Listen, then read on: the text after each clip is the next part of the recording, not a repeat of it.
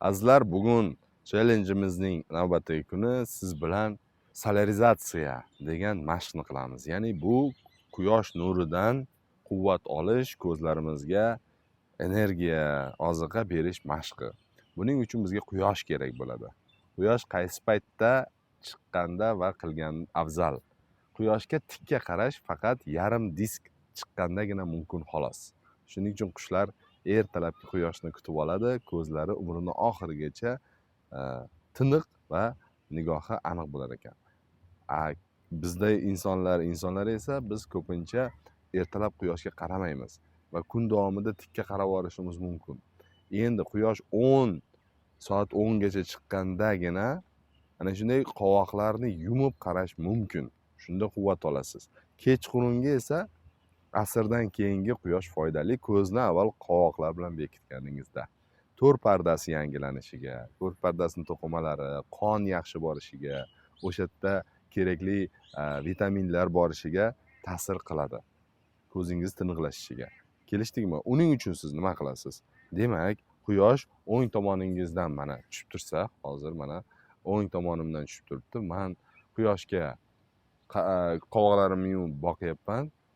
Tanamni korpusini burilish orqali mana borasiz, kelasiz. Quyosh keldi, quyosh ketdi. Ichingizda ana shu holatni hosil qilasiz va o'rtacha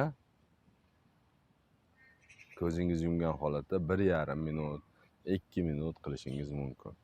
Undan keyin o'zgartirib, joyni xuddi shunday quyosh chap tomondan tushayotganini qilasizda, chapga, o'ngga. Hozir birga qilyapmiz-a? Keling, mana shu tomonni qilavering oxirigacha. Mana.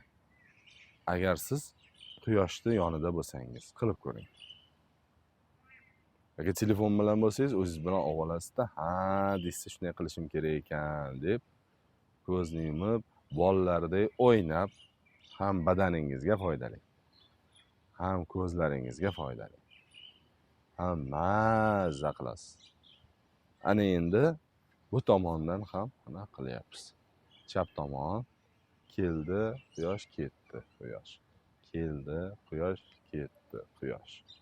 Mana kayfiyat ham o'zi ham ko'tariladi, D vitamini ajralib chiqyapti, serotonin, dopamin degan gormonlar chiqadi, ko'zlaringizda qon aylanishiga ham foyda beradi u.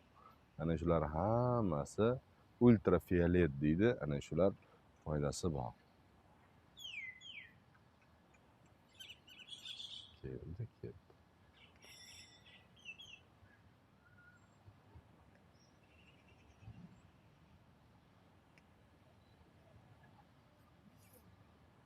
Barakalla. Endi qo'llarni ishqalab, ana shunday holatda kaftingizni ko'zlaringizga berib, dam olish jarayoniga kirishamiz.